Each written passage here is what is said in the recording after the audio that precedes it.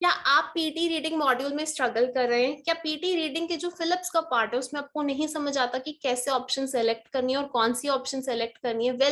आज की जो सेशन है उसमें मैं आपको रीडिंग फिलिप्स की बहुत इंपॉर्टेंट टिप्स एंड ट्रिक्स समझाने वाली हूँ, जिससे आप मैक्सिमम क्वेश्चन सॉल्व कर पाएंगे, वो भी बहुत कम टाइम पे। अगर आप चैनल पे नए हैं तो कर दीजिएगा चैनल को लाइक, कमेंट एंड सब्सक्राइब, ताकि आप कोई भी अपडेट मेरा मिस ना करें। एंड गाइस, आज का सेशन जो है वो बहुत इंपॉर्टेंट सेशन है, इसलिए आप प्लीज एक पेन और पेपर जरूर अपने साथ कैरी कीजिएगा और सारी टिप्स एंड ट्रिक्स लिखते रहिएगा। हम बहुत सारे क्वेश्चन सॉल्व करेंगे, बेसिक से हम एडवांस तक जाने वाले हैं। मैं चाहती हूँ आप भी मेरे साथ एक क्वेश्चन सॉल्व करें, कमेंट बिलो करें अपने आंसर्स, ताकि आपका मैं देख सकूं कितना एक्यूरेसी है। गाइस, रीडिंग को सॉल्व करने के लिए दो चीजें इंपॉर्टेंट है, स्पीड, एक्यूरेसी। कुछ स्टूडेंट स्पीड से सॉल्व कर देते हैं क्वेश्चन सारे गलत, तो कुछ लोग बहुत एक्यूरेट हैं, स्पीड बहुत कम है। लेकिन अगर आपको टिप्स एंड ट्रिक्स पता है तो आप स्पीडली क्वेश्चन सॉल्व कर पाएंगे, और अगर आपने सही तरीके से समझना शुरू कर दिया तो एक्यूरेसी आपको फॉलो करेगी। गाइस, पिछले कुछ टाइम में बहुत सारे स्टूडेंट्स ने जो है अपनी सक्सेस स्टोरीज जो है हमारे साथ लिखी हैं। You can be the next. आप भी पीटी यूनिवर्स को ज्वाइन कर सकते हैं, 8 each 7 each 6 each first attempt में अचीव कर सकते हैं। अपार्ट फ्रॉम दैट गाइज, अगर पीटी एग्जाम की बुकिंग में आप हमारी हेल्प चाहते हैं तो आप पीटी एग्जाम का जो एग्जाम है वो कम रेट पे बुक कर सकते हैं यूजिंग वाउचर। सो ये नंबर्स हैं स्क्रीन पे, इन पे कॉल कीजिए और अपने जो है एग्जाम को बुक कीजिए। सो करते हैं शुरुआत सेशन की। सबसे पहले मैं बता दूं, जो नए बिगिनर्स हैं, रीडिंग फिलिप्स कुछ इस तरीके से दिखते हैं। हर एक क्वेश्चन में 4 या 5 ऑप्शन दी हुई होती है। एक क्वेश्चन की एक ऑप्शन 1 नंबर की, अगर 4 है तो 4 मार्क्स का है। अगर आपका कोई आंसर रॉन्ग हुआ, कोई नेगेटिव मार्किंग है, खाली आपको 0 मिलने वाला है। सो पहली बात तो गाइस, हमने कभी भी किसी क्वेश्चन को अनआंसर्ड छोड़ना ही नहीं, क्योंकि कोई नेगेटिव मार्किंग नहीं है। दूसरी इंपॉर्टेंट बात है कि जब हम रीडिंग फिलिप्स को सॉल्व करना शुरू करते हैं, सो रीडिंग फिलिप्स डिफरेंट डिफरेंट जॉनर्स से आते हैं। जैसे कुछ हेल्थ से रिलेटेड हो सकता है, एजुकेशन, आपको डिफरेंट टॉपिक रिलेटेड वोकैबुलरी आनी चाहिए। मेरे यूट्यूब चैनल पे जो है वोकैबुलरी की सुपर सीरीज स्टार्ट हो चुकी है, उसको देखना हम ना भूलें। डेली वोकैबुलरी का डोज दिया जा रहा है ताकि आप वोकैबुलरी इंप्रूव कर सकते हैं टॉपिक रिलेटेड। सबसे पहले रीडिंग फिलिप्स को सॉल्व करने के लिए आपने देखना है कि टॉपिक सेंटेंस क्या है। टॉपिक सेंटेंस मतलब बात किस बारे में हो रही है। मे बी मैं बात कर रही हूँ कोरोना वायरस के बारे में, मे बी मैं बात कर रही हूँ गुड लुक कि अच्छे दिखने से आप कैसे वोट जल्दी जीत सकते हैं। सो टॉपिक सेंटेंस को समझना बहुत ज्यादा इंपॉर्टेंट है। टॉपिक सेंटेंस को समझने के बाद सेकेंड चीज जो इंपॉर्टेंट होती है वो ये देखना होता है कि ब्लैंक कहाँ पर है। जैसे द के बाद है, ऑफ द के बाद है, यहाँ पे एज वेल एज के बाद है, तो ब्लैंक है कहाँ। ब्लैंक की पोजिशनिंग से हमें ये पता लग जाता है कि क्या पार्ट ऑफ स्पीच आएगा, नाउन आएगा, एडजेक्टिव आएगा, एडवर्ब आएगा, वर्ब, तो क्या पार्ट ऑफ स्पीच आएगा। तो ये अगर आपको पता लग जाता है तो वैसे भी आप आइडेंटिफाई कर सकते हैं अच्छा यहाँ पे कौन से नाउन्स हैं। अगर नाउन ही 2 हैं तो 2 में से बेस्ट आउट ऑफ देम कौन सी ऑप्शन है। सो सबसे पहले कुछ टिप्स एंड ट्रिक्स देखते हैं। पीटी रीडिंग फिलिप्स क्यों या रीडिंग राइटिंग फिलिप्स दोनों पे अप्लाई होगी। आपको सीखनी होगी वोकैबुलरी, ग्रामर एंड कोलोकेशन। उसके बाद गाइस, पहली चीज हमने जो करनी है वो हमने हमेशा टॉपिक सेंटेंस समझना है, एंड देन हमने ब्लैंक्स के आसपास देखना है क्या पार्ट ऑफ स्पीच मिसिंग है। जैसे अगर मैं कहूँ she is a dash girl, किस तरीके की लड़की, सुंदर हो सकती है, हार्ड वर्किंग, लॉयल, तो कोई एडजेक्टिव आएगा जो लड़की के बारे में बताएगा कि वो कैसी लड़की है।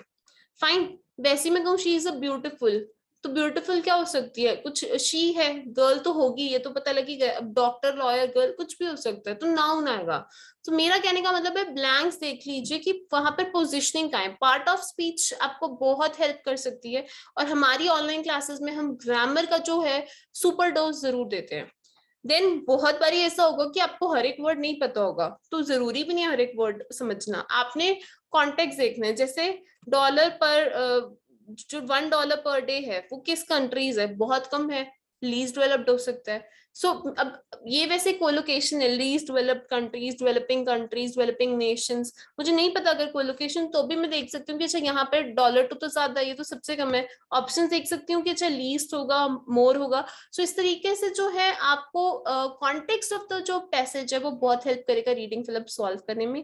तीसरी जो बात है जो आज हम सीखेंगे इस सेशन में वो रहेगी कोलोकेशंस। कोलोकेशन क्या होती है, कुछ भी नहीं, 2 या 2 से ज्यादा वर्ड जो एक साथ आते हैं। फाइन। कोलोकेशन जैसे I am interested interested in talking to you, interested in यहाँ कोलोकेशन हो गई, global warming is increasing, global warming हो गई। तो इस तरीके से सॉइल इरोजन हो गई। एक है एकेडमिक कोलोकेशन वर्ड लिस्ट और एक है हमारे ग्रामेटिकली कोलोकेटेड वर्ड्स। ग्रामेटिकली कुछ वर्ड्स एक साथ आते हैं तो कुछ होती है हमारी एकेडमिक कोलोकेशन लिस्ट जो पियर्सन ने खुद आउट करी है। अब इन कोलोकेशंस को हमने रटना नहीं, हमने इनको समझना है। जैसे एसोसिएटेड के साथ विद आ गया, रिलाई ऑन मतलब होता है डिपेंड ऑन। एक तो उनका मीनिंग हमें पता और उनकी यूसेज हमें पता हो।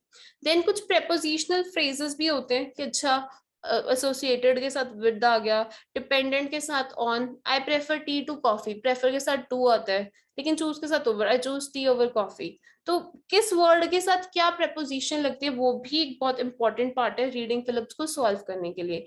देन है हमारे कनेक्टर्स, ट्रांजिशन वर्ड, डिस्ट्रैक्टर्स। ठीक है, डिस्ट्रैक्टर्स क्या होते हैं, जैसे हमें अगर कोई कंट्रास्ट दिखाना है तो हम बट, हाउएवर या फिर ये सब यूज करते हैं, while, in spite of, opposition और कॉन्ट्राडिक्शन के लिए। लेकिन अगर हमें सपोर्ट करना है तो हम यूज करते हैं एंड, ऑल्सो, सिमिलरली, लाइकवाइज। अगर हमें एग्जाम्पल देना है तो for instance, for example, to demonstrate. अगर हमें किसी चीज का result, conclusion, thus, effect. So basically guys कभी कभी लाइन के बीच में कनेक्टर आ जाते हैं, जो हम कहना चाह रहे हैं वो चेंज हो जाता है थॉट। जैसे मैं आपको कुछ क्वेश्चंस के थ्रू इस जो है ये टिप्स एंड ट्रिक्स सब समझाने वाली हूँ। ये क्वेश्चन है, आई गिव यू 2 मिनट्स, आप इस क्वेश्चन को रीड कीजिए, आंसर्स जो है वो कमेंट बिलो कीजिए कि आपको क्या लगता है क्या आंसर होगा।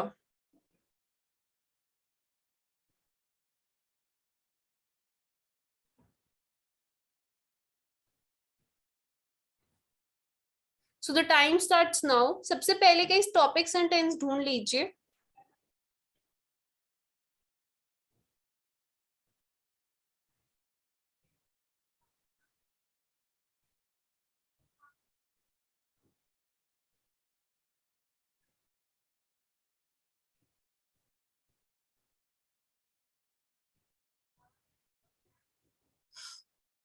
It is tempting to try to prove that good looks wins vote. तो यहाँ पर बात हो रही है लुक्स की, जैसे आप कैसे दिखते हैं।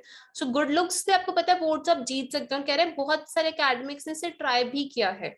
सबसे पहले हमने बात देख ली लुक्स की हो रही है, वोट्स की हो रही है। ठीक है, टेंस हमने देख लिया, इज, हैव, प्रेजेंट टेंस है। टेंस बहुत इंपॉर्टेंट होता है क्योंकि एटलीस्ट आपको पूरे रीडिंग फिलिप्स के अगर 5-6 क्वेश्चन आ रहे हैं तो उसमें से 4 ब्लैंक्स जो है टेंस बेस्ड मिल सकते हैं। टेंसेस इतने इंपॉर्टेंट है। The dash is that, the के बाद एक मैं आपको सिंपल रूल बता देती हूँ, अगर मेरी आपने नहीं देखी ना गोल्डन टिप्स एंड ट्रिक्स की वीडियो, आई बटन में मिलेगी, उसको देख लेना, बहुत इंपॉर्टेंट है। द डैश इज, द के बाद नाउन आता है, अ एंड द, ये रूल है, लिख लीजिए कॉपी में, अ एंड द के बाद मैं यहाँ पे इसको अच्छे से लिखती हूँ, after a and the noun comes. So many, the dash is that, the difficulty है, beholder है, noun, audience है, truth। देखिए the क्या है ये कहना चाह रहा है, the truth is that, the difficulty is that। अगर आपको लग रहा है दोनों ऑप्शंस आपको लग रहा है बेस्ट है, सिलेक्ट करिए, अपनी ही सिलेक्ट कर पा रही है, आगे चलिए। Is that beauty is in the eyes of the, ये एक प्रोवर्ब है कि जो सुंदरता है वो देखने वालों की आंखों में होती है। तो बी होल्डर इज जो देखने वाले की आंख है, beauty is in the eyes of beholder जो देख रहा है। तो करेक्ट आंसर इसका बी होल्डर है। And you can not behold a politicians face, कि आप किसी का फेस नहीं देख सकते हो without a veil of prejudice. मतलब आप जब किसी पॉलिटिशियन को देखते हो कहीं ना कहीं आप उसको जज करते हो।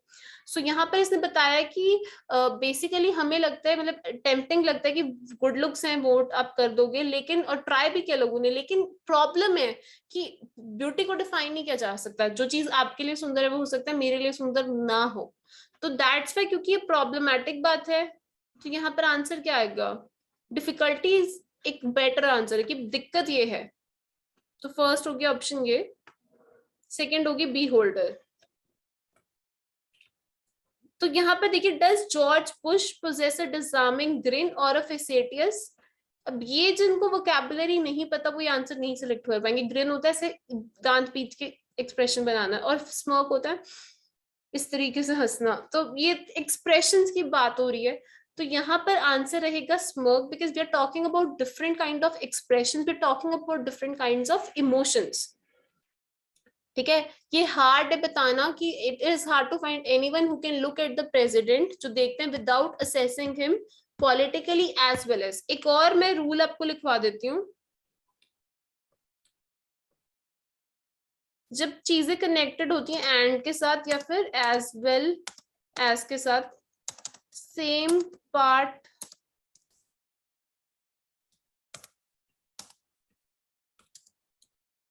जब चीजें एंड एज वेल एज के साथ कनेक्ट होती हैं, सेम पार्ट ऑफ स्पीच आता है, सेम। जैसे या तो दोनों जगह, मतलब देखिए यहाँ पर, ये यहाँ पर एल बाय एडवर्ब है, तो यहाँ पर भी क्या आएगा, एल बाय एडवर्ब आएगा। तो मेंटली या फिजिकली, ये कह रहा है कि मुश्किल है बताना जो प्रेसिडेंट को देखता है, मतलब विदाउट उनको वो असेस नहीं करेगा। जैसे आप किसी को देखोगे तो आप ये देखोगे ना कौन सा किस पार्टी से, बीजेपी से है, आप पार्टी पार्टी आप देखते हो, पॉलिटिकली देखते हो, और क्या देखते हो, मेंटली तो आप देख ही नहीं सकते हो ना, फिजिकली देखते हो कि अच्छा, क्योंकि जब हम किसी को वोट देते हैं ना कहीं हमारे मन में एक धारणा बनी हुई कि ऐसा बंदा दिखना चाहिए जो लीडर होता है। तो करेक्ट आंसर यहाँ रहेगा फिजिकली, कि हम उस बंदे को देखते हैं फिजिकली। तो मैं रिपीट कर दूं, मैंने जो जो आपको रूल्स बताए हैं यहाँ पर, सबसे पहले मैंने आपको बताया है रूल नंबर 1, आपको देखना है कि ब्लैंक कहाँ पर है, उसकी पोजिशनिंग है। रूल नंबर 2 मैंने आपको बता दिया कि टेंस हमेशा देखना ही देखना है। रूल नंबर 3, ब्लैंक्स के अरले और तरले, यानी कि रीड अराउंड द ब्लैंक्स, ताकि आप पता लगा सके कि क्या पार्ट ऑफ स्पीच आएगा। रूल नंबर 4, आपने जो है part of speech noun adjective adverbs को समझना है और ये देखना है कि क्या पार्ट ऑफ स्पीच मिसिंग है। रूल नंबर 5, अगर आपको कोई ऑप्शन नहीं सिलेक्ट आ रही तो आगे भी चल सकते हैं, कुछ भी आंसर मार्क कर दीजिए, कोई भी क्वेश्चन को अनआंसर्ड नहीं लीव करना है। कि क्वेश्चन में किसी को दिक्कत है तो आप बता दीजिए, मैं आपको आंसर दिखा देती हूँ। अब देखिए बहुत सारे वोकैबुलरी के वर्ड्स हैं वो आपको नहीं पता होंगे। You can increase your vocabulary, and how you can increase your vocabulary, आप गूगल पे जब आप फिलअप सॉल्व करते हैं, हर एक फिलअप में कितनी सारी ऑप्शंस होती है, जैसे हो सकता है बी होल्डर, स्मोक, मुझे नहीं पता, फिजिकली नहीं मुझे पता, अकेडमिक्स, तो मेरे को इन वर्ड्स को सर्च करना है गूगल पे और इनकी लिस्ट अलग से बना लेनी है।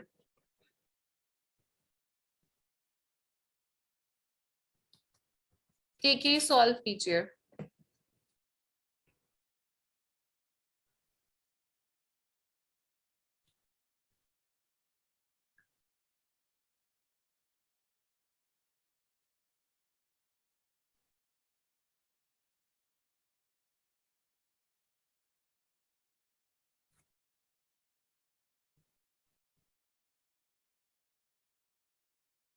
सॉल्व कीजिए क्वेश्चन को, मैं आपको 2 मिनट दे रही हूँ, और प्लीज अपने कमेंट्स करते जाइए अपने answers, then I will explain you किस तरीके से इन क्वेश्चंस को सॉल्व करना है।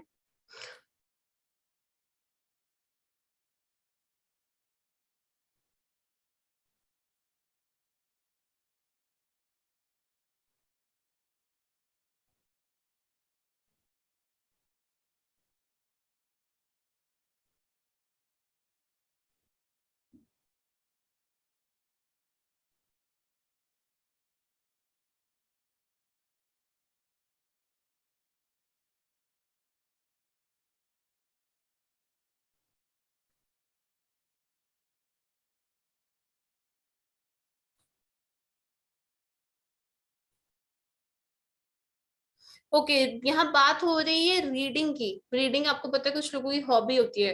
Reading is an active process, not a dash one. Active सक्रिय होता है, उसका ऑपोजिट क्या होता है, पैसिव होना, निष्क्रिय। सो यहाँ पे इंटोनिम्स हम इन्हें कहते हैं, मतलब जो है ऑपोजिट वर्ड्स। रीडिंग एक एक्टिव प्रोसेस नहीं है, लेकिन कैसा प्रोसेस है, passive is the correct answer. We always read within a dash context. अब यही रूल अभी मैंने आपको स्टार्ट करने से पहले बताया था। यहाँ पे पार्ट ऑफ स्पीच देखिए, यहाँ पे क्या दे रखा है, नाउन। नाउन से पहले क्या आएगा, एडजेक्टिव।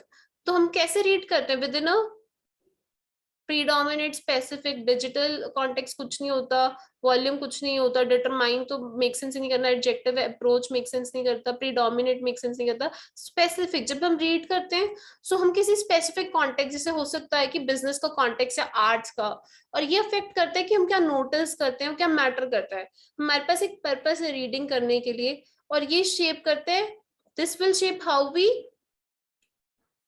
सॉल्व कीजिए, हाउ वी, यहाँ पर वर्ब आएगी गाइस, हम क्या करते हैं उस चीज को कैसे, हाउ वी, आंसर मार्क कीजिए अपना।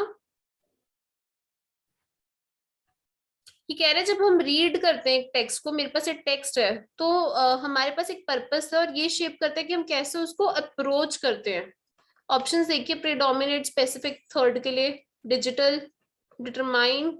हाउ वी डिटरमाइन पता थोड़ा ना लगा रहे हैं कि हम कैसे अप्रोच करते हैं, क्योंकि अब देखो मेरा अगर पर्पस है क्वेश्चन का आंसर ढूंढना, तो मेरे को स्किमिंग और स्कैनिंग करनी पड़ेगी, मुझे थोड़ा फास्ट रीड करना होगा, टॉपिक डिटरमाइन करना, पोजिशनिंग। लेकिन अगर मैं लेजर रीडिंग कर रही हूँ, खाली फन के लिए पढ़ रही हूँ, तो मेरा डिफरेंट होगा सिनारियो, मैं फिर आराम से रीड कर रही हूँ, मुझे टाइम का कोई वो नहीं होगा। तो जो पर्पस है उसके अकॉर्डिंग आप अप्रोच करोगे। हमारा पर्पस और background knowledge will also dash the strategies. Will के बाद हमेशा वर्ब फर्स्ट फॉर्म में आती है। Will predominate the strategies, will determine the strategies. क्या ऑप्शन आएगा? Determine will be the right answer यहाँ पर। वही मतलब जो हमारा पर्पस है वो हमें डिटरमाइन, उससे पता लगेगा कि क्या स्ट्रेटजीज चाहिए। तो करेक्ट आंसर हो गया डिटरमाइन। तो ये था करेक्ट आंसर। ये आंसर्स आप देख लीजिए।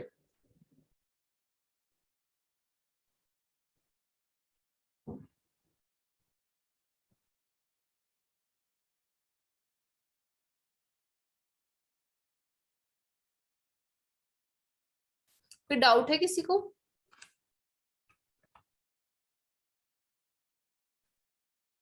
आई थिंक नहीं है। नेक्स्ट क्वेश्चन करते हैं, उससे पहले मैं आपको बता देती हूँ कुछ टिप्स एंड ट्रिक्स। नाउन होता क्या? नाउन होता है name of a place, person और थिंग।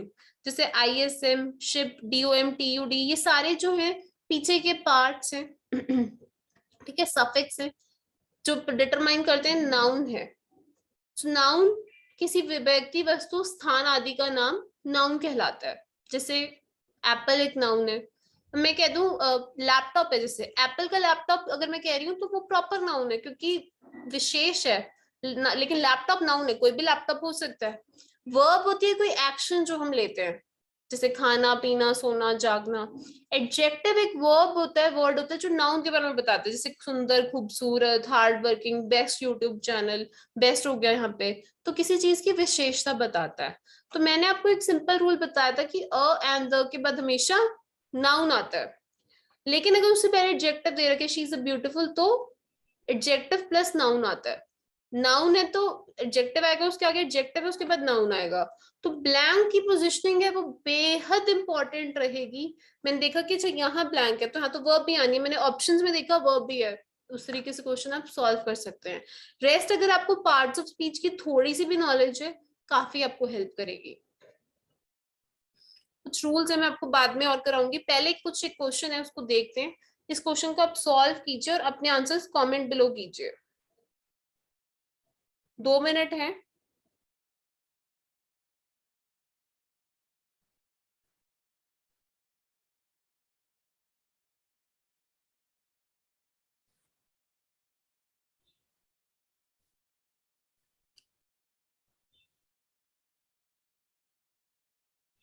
जियोलॉजिक होता है भूगोलिक।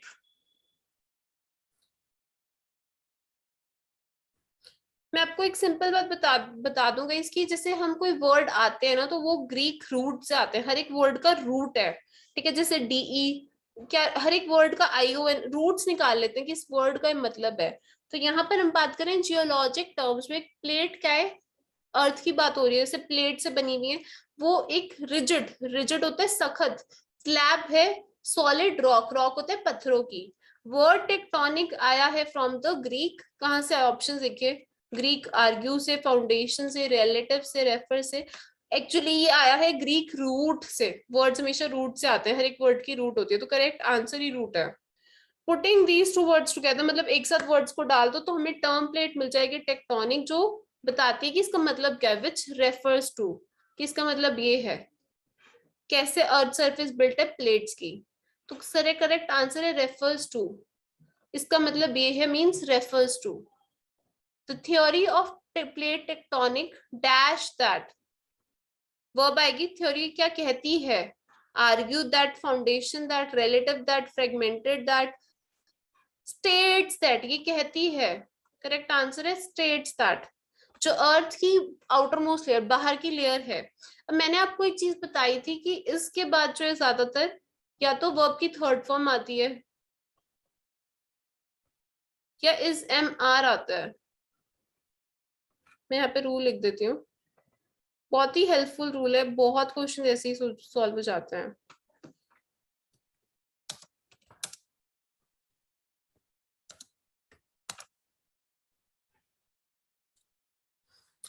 इसके बाद या तो वर्ब की थर्ड फॉर्म आएगी या आईएनजी, जैसे Ram is eating, apple is eaten by Ram.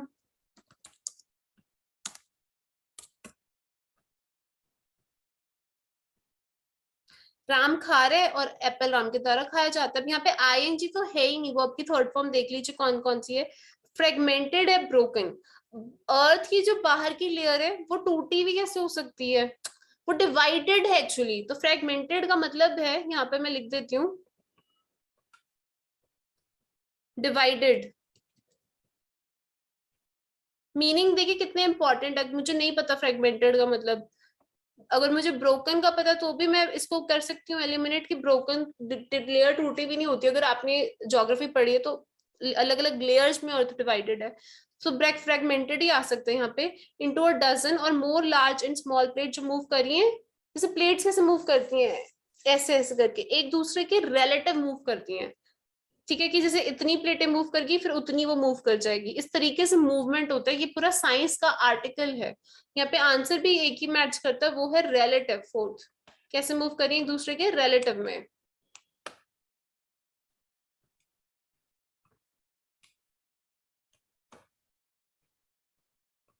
Clear है आपको? आंसर सेलेक्ट कीजिए।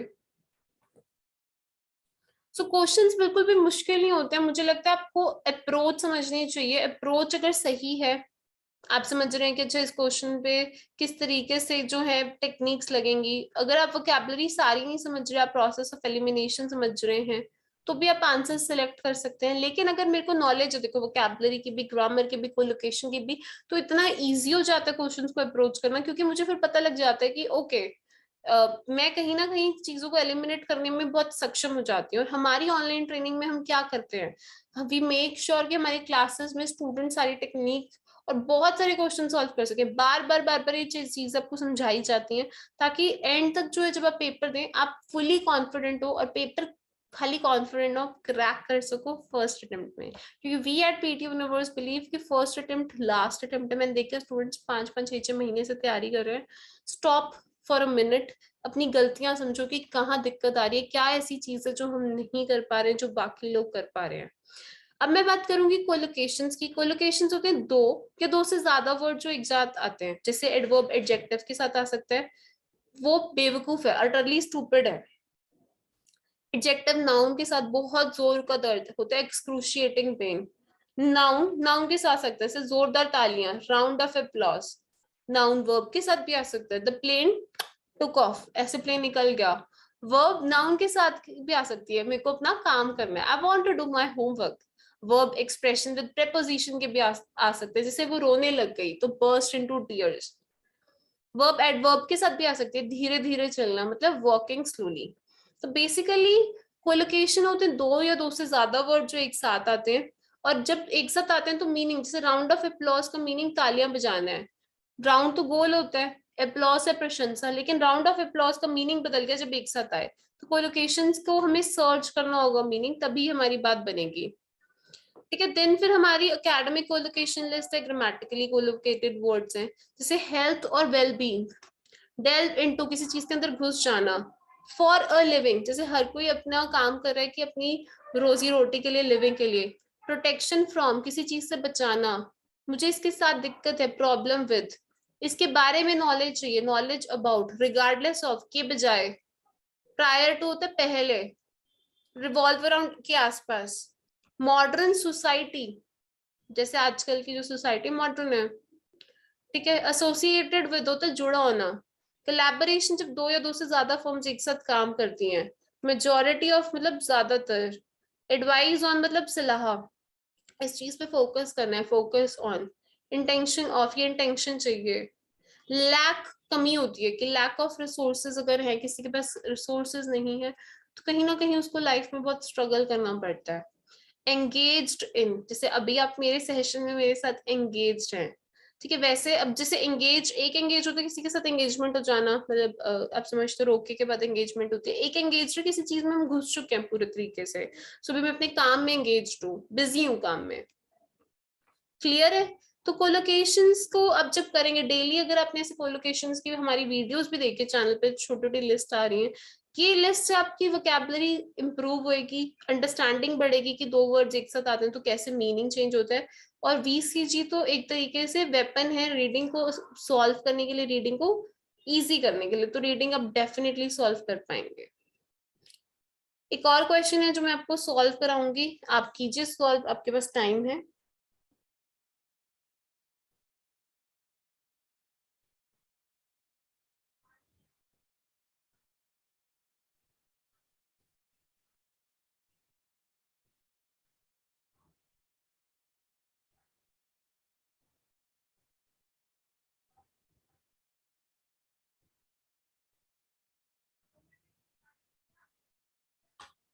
म्यूजिक के बारे में बात हो रही है, टेंस देख लीजिए, पास्ट टेंस है। एंशियंट होते हैं प्राचीन, प्राचीन समझते हो पुरानी चीजों के लिए, मॉडर्न नए हैं। तो यहाँ पर मैं आपको एक रूल फिर बता दूं एज वाला, कि एज कंपैरिजन करने के लिए ये इतना ही जरूरी है जितना दूसरी है। जैसे food is as important as water, यानी कि खाना पानी के जितना ही इम्पोर्टेंट है। और नॉट एज भी होता है, food is not important as water, food इतना इम्पोर्टेंट नहीं है। तो नॉट एज भी होता है, एज भी होता है, as important as, not so important as भी होता है। सो यहाँ पर हम कंपेयर कर रहे हैं म्यूजिक कितना इंपॉर्टेंट है पास्ट में, और उतना ही है मॉडर्न सोसाइटी में। मॉडर्न सोसाइटी भी कोलोकेशन है, अभी अभी आपको बताई है। अब ऑल तो एक कनेक्टर है, मैंने आपको अभी रूल बताया था, रूल नंबर 5 था, लास्ट रूल था। डिस्ट्रैक्टर्स का काम क्या है? डिस्ट्रैक्ट कर देना। आपको कनेक्टर्स की नॉलेज होनी चाहिए, अगर आपका होगी तो मैं कनेक्टर्स का भी एक सेशन लेके आ सकती हूँ। ऑल्दो है, हालांकि ये सोचा गया था कि म्यूजिक प्ले रोल हमेशा प्ले किया जाता है, तो correct answer is role throughout the history. जिन्होंने पढ़ाई करी है, स्टडी करी है, have discovered that music dash to become, music dash to become, select कीजिए option. Need to become, period to become, short to important, become established to this। Select कीजिए answer, 1 minute आपके पास, गाइस क्विकली मार्क कीजिए answer.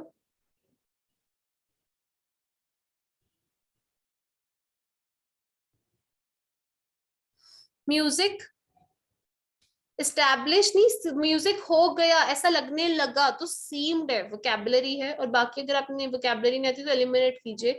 ऐसा लगने लग गया, फिरौनिक क्या था? फिरौनिक टाइम था। एक एक्चुअली अलग अलग पीरियड चले हैं, जैसे अगर आप हिस्ट्री पढ़ेंगे तो ये वाला पीरियड था वर्ल्ड वॉर का, फिर एक पीरियड था फिरौनिक पीरियड, उस समय को हम कहते हैं फिरौनिक। तो वही है कि हिस्ट्री रिलेटेड वोकैबुलरी का हमने जो है यहाँ पर यूज किया है फिरौनिक पीरियड के लिए। सो फिरौनिक पीरियड 3000 बाद पास की बात है, जब किंग्स जो है वो इजिप्ट रूल करते थे, पहली बार इजिप्ट रूल करना शुरू करा। ये वो टाइम था जब इजिप्टियन डायनेस्टीज होती है, राजवंश, अलग अलग डायनेस्टीज होती हैं, ठीक है, मुगल थी, फिर कोई और डायनेस्टी थी, फिरौनीज वर। अब रूल लिख लीजिए, रूल जो है वो बेहद इंपॉर्टेंट है। वॉज, वर, इज, एम, इनके साथ जो है वर्ब की थर्ड फॉर्म लगेगी, या फिर ing। Food was eaten by me, I was eating food, continuous हो गया ना, इसे फूड वॉज।